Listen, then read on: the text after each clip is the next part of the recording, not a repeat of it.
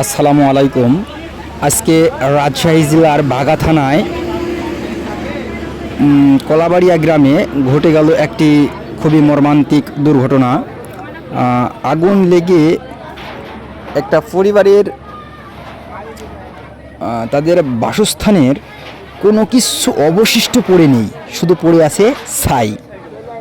আগুন জ্বলে যাওয়ার পরে শুধু পুরো বাড়ি জুড়ে পড়ে আছে ছাই। তাদের এই আগুনটির সূত্রপাত এখনও জানা যায়নি সঠিক কিসে থেকে আগুনটি ধরেছে। তবে পাশে ছিল একটা সিএনজি গাড়ি, যেটা গ্যাস চালিত গাড়ি, মানে গ্যাসে চলে যে গাড়িটা। তো ওই গ্যাস সিলিন্ডার বিস্ফোরণ হয়েছে, পরে আগুনের তীব্রতা প্রকোপ আরও বাড়ে। এরই মধ্যে আমাদের পার্শ্ববর্তী ফায়ার সার্ভিস, সিভিল ডিফেন্স, একটা আছে আড়ানি এবং আর একটি আছে চারঘাট, পাশাপাশি দুইটাই আসতে তাদের চেষ্টা করেছে যত সম্ভব আসে, এবং রাস্তা ভাঙা থাকা আসতে বেশ কিছুটা সময় লেগে গিয়েছে। ইতিমধ্যে গ্রামের এলাকাবাসী বা গ্রামবাসীরা পানি দিয়ে আগুনটা নিয়ন্ত্রণ করার চেষ্টা করেছে। পুরা এলাকা ভিত্তিক সবাই এগিয়ে এসেছে, কিন্তু আগুনের এতই পুরো দাহ থেকে তারা আগুনের ধারে কাছে ভিড়তে পারে নাই, এবং ইলেকট্রিসিটি বা কারেন্টের তার পুড়ে যাবে সেই ক্ষয়ক্ষতিটারও ঘটনাটা বড় আকার ধারণ করতে পারে।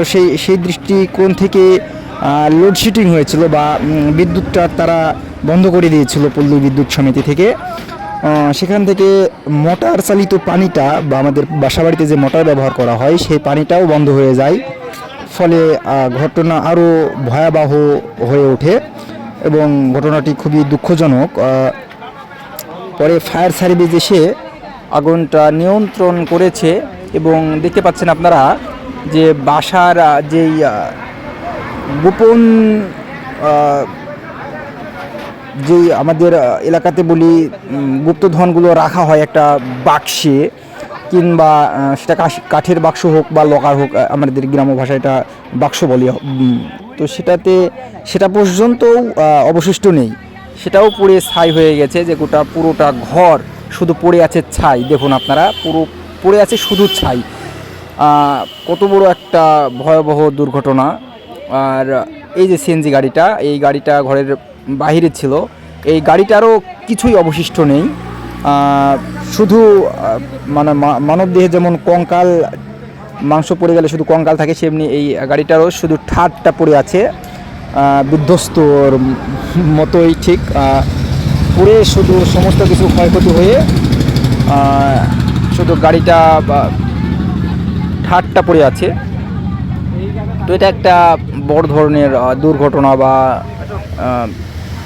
একটা মানুষকে নিঃস্ব করে একেবারে পথে নামিয়ে দেওয়ার মতোই ঘটনা। এখানে পুরো এলাকাবাসী জড়ো হয়েছে এবং সবাই যে যার মতো চেষ্টা করেছে সাহায্য করার, কিন্তু আসলে এখানে যেহেতু আগুন, কারো তার কাছে আসলে শক্তি দিয়ে বা কোনো কৌশল দিয়ে যাওয়া যায় না, বা যদিও আগুনটার কাছে ভিড়া তো খুবই কষ্টদায়ক পানি ছাড়া। তো আসলে সবাই মিলেও আগুনটাকে প্রায় 2 ঘন্টা ধরে জ্বলেছে আগুনটা। পরে ঘটনাটা ঘটেছে বেলা 2টার সময়, 4টা পর্যন্ত আগুনটা নিয়ন্ত্রণে এসেছে প্রায় 4টার সময়। প্রায় 2 ঘন্টা আগুন জ্বলেছে। ফায়ার সার্ভিস এখানে 2টা এসেছে এবং সেটা নিয়ন্ত্রণ করার তাদের সাধ্যের মধ্যে হয়েছে, যদিও আসতে তারা একটু দেরি করেছিল। এখন বেশ তারাও অনেক শ্রম দিয়েছে।